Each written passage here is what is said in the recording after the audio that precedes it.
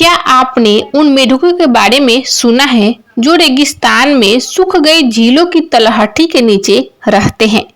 बारिश होने से पहले इतने लंबे समय तक ये मेढक कैसे जीवित रह पाते हैं? वैज्ञानिकों का कहना है कि वे अपनी मेटाबॉलिज्म यानी शरीर के अंदर की वे रासायनिक प्रक्रियाएं जो नए सेल बनाती हैं और ऊर्जा देती हैं, उनको बदल लेते हैं। वैज्ञानिक शब्दावली को छोड़ दें तो सीधी बात यह है कि मेढक माने रहते हैं, मुझे इंतजार करना होगा और बारिश जरूर होगी, और फिर बारिश होती भी है। यही है असली समझ। लोगों को नहीं मालूम कि हमारा जीवन रेगिस्तान इसलिए है क्योंकि यहाँ बारिश नहीं हो रही है। हम सोचते हैं कि विधि का विधान है। लोग कहते हैं भगवान किसी को अमीर बनाता है तो किसी को गरीब क्यों?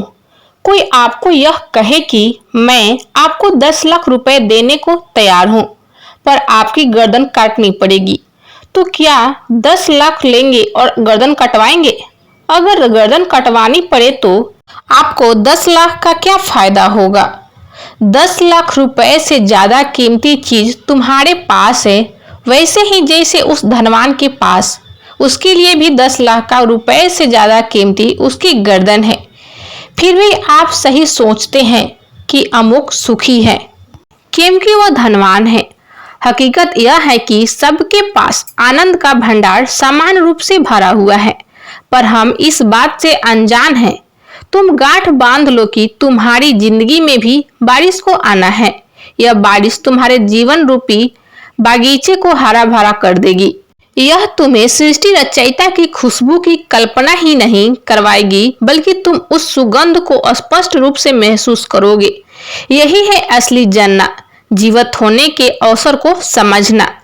तुम अपने आप को एक विलुप्त अलग तराजू में तौलो। अब तक तो तुम्हारे पास वह तराजू है जो तुम्हें किसी और ने दिया है। इसके लिए एक पलड़े में तुम हो, दूसरे पलड़े में तुमने अन्य चीजों को रखकर एक संतुलन बनाने की कोशिश करो। यदि तुम अपने अंदर स्थित सच्चाई को देखना चाहते हो तो समझ का तराजू लो। हो सकता है कि पूरी जिंदगी लोग तुमसे ये कहते रहे हो कि तुम कितने अधूरे हो, लेकिन मैं तुमसे कह रहा हूं कि तुम एकदम पूर्ण हो। हो सकता है लोगों ने तुम्हें यह बताने की कोशिश की हो कि तुम्हारी चीजें अवास्तविक हैं, लेकिन मैं तुमसे कह रहा हूं कि तुम वास्तविक हो। यह शरीर मिट्टी का बना है और एक दिन मिट्टी में मिल जाएगा। इस बारे में किसी को सोचना भी अच्छा नहीं लगता, परंतु यह मुझे सच्चाई की याद दिलाता है।